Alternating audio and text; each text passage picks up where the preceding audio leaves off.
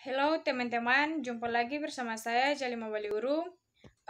Video kali ini saya akan menjelaskan sedikit tentang merancang prototipe aplikasi proyek akhir.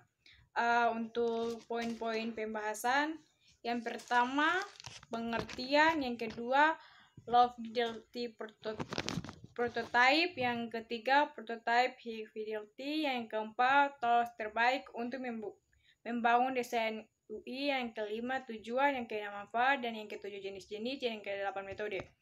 Yang pertama pengertian. Definisi umum dari prototype atau purwarupa adalah sebuah skema perancang sistem yang membentuk model dan standar ukuran atau skalabilitas yang akan dikerjakan nantinya. Setiap pengembangan maupun pengguna dapat berinteraksi langsung dengan model tersebut tanpa harus membuat produk nyata. Yang berikut, low fidelity prototype. Seringkali berbasis kertas dan tidak memungkinkan interaksi pengguna, mulai dari serangkaian make-up yang digambar tangan hingga cetakan secara teori. Sketsa dengan ketelitian rendah lebih cepat dibuat. Low fidelity prototype sangat membantu dalam memungkinkan visualisasi awal dari solusi desain alternatif yang membantu memicu inovasi dan peningkatan. Keuntungan tambahan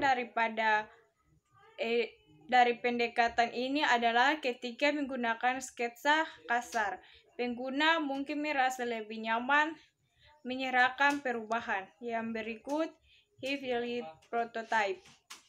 Berbasis komputer dan biasanya memungkinkan interaksi pengguna atau mouse keyboard yang realistis. Membawa Anda sedekat mungkin ke representasi antarmuka pengguna yang sebenarnya. Prototipe diasumsikan jauh lebih efektif dalam mengumpulkan data kinerja manusia yang sebenarnya, misalnya waktu untuk menyelesaikan tugas, dan dalam mendemonstrasikan produk yang sebenarnya kepada klien, manajemen, dan lain-lainnya. Yang berikut, tools terbaik untuk membangun desain UI terbagi atas 10. Yang pertama, Moskflow, dan yang kedua, Plasmic, yang ketiga, Axure, yang keempat, Adobe Shop, yang kelima, Sketch, yang keenam, InVision Studio, dan yang ketujuh, Figma, yang kedelapan, Audio XD, yang kesembilan, Adobe Illustrator, yang kesepuluh, Origami Studio. Yang berikut, tujuan. Tujuan utamanya adalah supaya produk yang akan dirilis sesuai dengan permintaan user atau pasar, sehingga peran dari prototip sendiri adalah menjadi penghubung antar produsen dan konsumen untuk dapat mewujudkan produk berupa perangkat lunak yang sesuai dan tepat.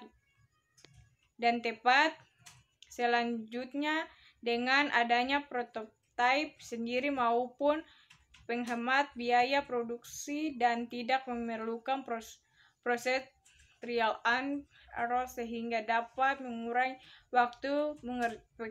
waktu pengerjaan dan beban biaya yang harus dikeluarkan oleh tim developer.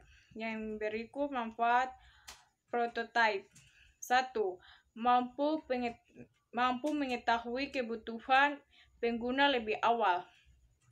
Manfaat yang pertama, mampu mengetahui apa saja prioritas, kebutuhan, dan user agar menciptakan produk yang lebih sesuai, sehingga proses pengembangan lebih cepat dan dapat menyesuaikan yang diberikan oleh klinik.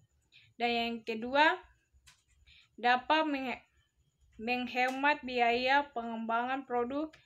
Keuntungan yang kedua, mampu menghemat dan mengurangi biaya pengembangan, seminimal mungkin sehingga lokasi perdana dapat digunakan untuk kebutuhan yang lain. Yang ketiga, mendapatkan gambaran secara lebih konkret. Manfaat yang terakhir, dengan adanya prototipe maka dapat memberikan konkret dengan membuat sketsa baik secara layout ataupun hidrografi. Yang berikut jenis-jenis prototipe atau sketsa merupakan gambar yang dapat dibuat dengan penggunaan pensil atau bantuan alat tulis lain-lain dalam sebuah kertas tanpa membutuhkan biaya yang mahal. Mayoritas digunakan untuk tahap pembuatan desain awal untuk merancangkan suatu produk. Yang kedua, wireframe. Wireframe merupakan konsep yang berpusat pada penyusunan tata letak desain, dan di dalamnya terdapat user elemen berupa konten. Sebagian besar model wireframe menggunakan skala berwarna abu-abu dan hitam. Yang ketiga, mock-up. Jenis yang terakhir adalah yaitu desain yang sepenuhnya dibuat berdasarkan kombinasi warna, letak, tipografi, dan konten di dalamnya sendiri. Terdapat presentasikan produk akhir secara lebih jelas dan tampak nyata. Yang berikut metode prototype. Yang pertama, melakukan pengumpulan informasi dan observasi awal. Yang kedua, membuat prototipe berdasarkan hasil analisa yang diperoleh. Yang ketiga, melaksanakan proses evaluasi terhadap prototipe yang berhasil dibuat. Yang keempat, melakukan pengujian ulang terhadap testing produk prototipe yang telah dibuat. Yang berikut, melaksanakan pengujian ulang terhadap sistem sebelum masuk peralisan prototipe. Penguji cobakan sistem prototipe kepada user dan stakeholders terkait. Sekian dan terima kasih.